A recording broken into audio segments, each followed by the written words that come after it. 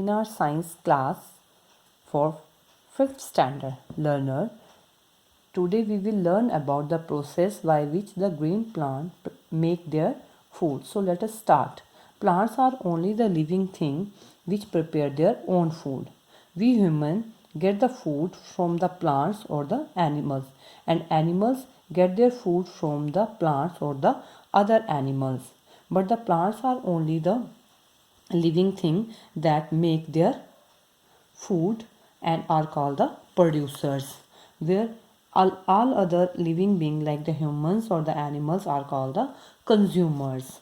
Let us see how the plants prepare their own food. The roots absorb the water from the soil that already have many dissolved mineral and salt in it. This dissolved water with the minerals moves up to the stem and move to the every branch and the leaf of the plant. Leaf, yes, leaf is the part of the plant where food for the plant is prepared, and the process by which the green plant prepare their food is called photosynthesis. Let us learn more about it. The way we need the ingredients to prepare any food, in the same way the plants need some ingredients to make their food. And what do we need to prepare the food? Fruits, vegetables, oil, spices, and some energy in the form of heat, and it could be an oven or a gas stove. Similarly, the plants require carbon dioxide, water, minerals, chlorophyll, and some energy, that is the sunlight. Now let us learn more about the each ingredients that the plant need to prepare the food. First is the sunlight. It is the energy, and leaves get this energy during the day from the sunlight, and leaves always face toward the sun to receive the maximum sunlight. Second are the water and minerals.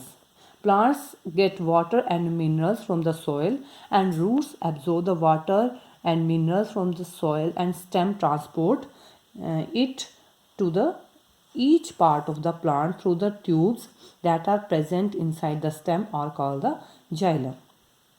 Where is the next is the carbon dioxide. Leaves receive the carbon dioxide from the surrounding air, and it entered in the leaf through the small opening called the stomata, and stomata are the very small opening that are present on the outer surface of a leaf, and they consist of the two specialized cells called the gourd cells, and that surround a tiny pore, or that is called the stomata or the stomatal opening. And the next is the chlorophyll. Chlorophyll is a green color pigment that is present in the leaf, which help to trap the sunlight. So what is the function of chlorophyll? Chlorophyll is the pigment that help to trap the sunlight.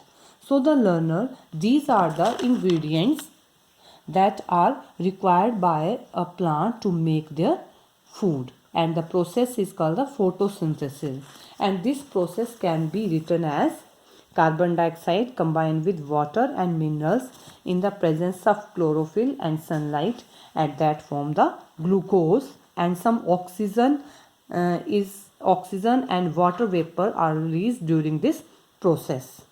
The glucose is the food that stored in the various form, in the form of fruits, in the form of vegetables, or in the form of various parts of the plant that we eat. All the fruits, vegetable, and the different parts of the plant that we eat are prepared by the this process called the photosynthesis. And do you wonder why the process is called the photosynthesis? The word photosynthesis is the combination of two words, photo, which means light, and synthesis, that means combine together. Hence The photosynthesis literally means combining of carbon dioxide and water in the presence of sunlight to form the glucose. In underwater plant, photosynthesis take place at slow rate than the normal photosynthesis. This is because the energy from the sun is absorbed by the water layer, and only the small amount of energy is actually reaches the plant. Some plants need the extra food in addition what they prepare by the photosynthesis, and such plants are called the insectivorous plant. The plant that trap and feed on the insect are called the insectivorous plant.